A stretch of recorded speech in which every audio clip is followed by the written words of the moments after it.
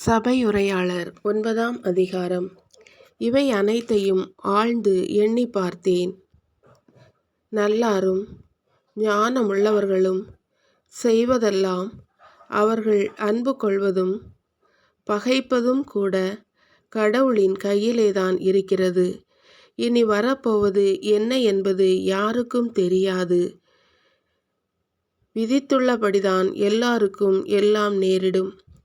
நேர்மையானவர்களுக்கு, பொல்லாதவர்களுக்கும், நல்லவர்களுக்கும், கெட்டவர்களுக்கும், மாசற்றவர்களுக்கும், மாசுள்ளவர்களுக்கும், பலி செலுத்துகிறவர்களுக்கும், பலி செலுத்தாதவர்களுக்கும் விதித்துள்ளபடிதான் நேரிடும். பொல்லார்க்கு நேரிடும் விதிப்படியே நல்லார்க்கும் நேரிடும். நேர்ந்து கொள்ள தயங்குகிறவனுக்கு நேரிடும் விதிப்படியே நேர்ந்து கொள்ளுகிறவருக்கும் நேரிடும். விதித்துள்ளபடிதான் எல்லாருக்கும் நேரிடும். இதுவே உலகில் நடக்கிற அனைத்திலும் காணப்படுகிற தீமை. மேலும் மக்கள் உள்ளங்களில் தீமை நிறைந்திருக்கிறது. அவர்கள் உயிரோடிருக்கும் வரையில் அவர்கள் மனத்தில் மூடத்தனம் இருக்கிறது. திடீரென்று அவர்கள் இறந்து போகிறார்கள். ஆயினும் ஒருவன் உயிரோடிருக்கும் வரையில் நம்பிக்கைக்கு இடம் உண்டு. செத்துப்போன சிங்கத்தை விட உயிருள்ள நாயே மேல். ஆம், உயிருள்ளோர்தாம் இறப்பது திண்ணம் என்பதையாவது அறிவர். ஆனால் இறந்தாரோ எதையும் அறியார். அவர்களுக்கு இனிமேல் பயன் எதுவும் கிடையாது. அவர்கள் மறக்கப்படுவார்கள். அவர்களுக்கு அன்பு, பகைமை, பொறாமை எதுவும் இல்லை. இப்பரந்த உலகில் நடக்கும் எதிலும் அவர்கள் பங்கெடுக்கப் போவதில்லை. ஆகவே நீ நன்றாய் சாப்பிடு, களிப்புடனிரு, திராட்சை ரசம் அருந்தி மகிழ்ச்சியுடனிரு, தயங்காதே. இவை கடவுளுக்கு உடன்பாடு.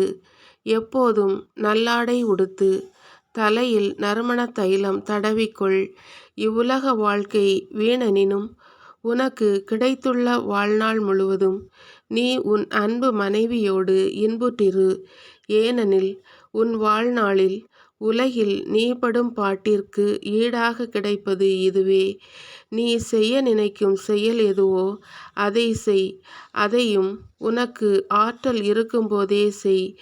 ஏனெனில் நீ நெருங்கிக் கொண்டிருக்கும் பாதாளத்தில் எவரும் செயல் புரிவதும் இல்லை, சிந்தனை செய்வதும் இல்லை, அறிவு பெறுவதும் இல்லை. அங்கே ஞானமும் இல்லை. உலகில் வேறொன்றையும் கண்டேன். ஓட்ட பந்தயத்தில் விரைவாக ஓடுபவரே வெற்றி பெறுவார் என்பதில்லை. வலிமை வாய்ந்தவரே போரில் வெற்றியடைவார் என்பதில்லை. ஞானமுள்ளவருக்கு வேலை கிடைக்கும் என்பதில்லை. அறிவுள்ளவரே செல்வம் சேர்ப்பார் என்பதில்லை. திறமையுடையவரே பதவியில் உயர்வார் என்பதில்லை. எவருக்கும் வேலையும் வாய்ப்பும் செம்மையாய் அமைய வேண்டும். தமக்கு துன்ப வேளை எப்போது வருமென்று ஒருவருக்கு தெரியாது.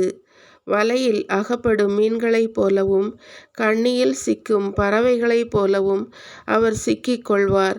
எதிர்பாராத வகையில் அவருக்கு கேடு வரும். நான் கண்ட வேறொன்றும் உண்டு. இவ்வுலகில் ஞானம் எவ்வாறு மதிக்கப்படுகிறது என்பதை அது நன்கு எடுத்து காட்டுகிறது. சிறிய நகர் ஒன்று இருந்தது. அதில் இருந்த மக்களின் எண்ணிக்கை மிக குறைவு. வலிமை வாய்ந்த மன்னன் ஒருவன் அதன் மேல் படையெடுத்து வந்தான். அதை முற்றுகையிட்டு தாக்கினான். அந்நகரில் ஞானமுள்ளவன் ஒருவன் இருந்தான். ஆனால் அவன் ஓர் ஏழை. அவன் தன் ஞானத்தால் நகரை காப்பாற்றி இருக்க கூடும். ஆயினும் அவனை பற்றி எவரும் நினைக்கவில்லை. வலிமையை விட ஞானமே சிறந்தது என்பதே என் கருத்து. அந்த ஏழையின் ஞானம் புறக்கணிக்கப்பட்டது.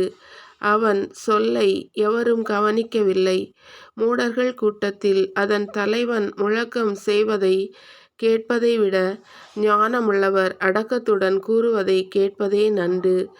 போர்க்கருவிகளை விட ஞானமே சிறந்தது. ஆனால் ஒரே ஒரு தவறு நன்மைகள் யாவற்றையும் கெடுத்துவிடும்.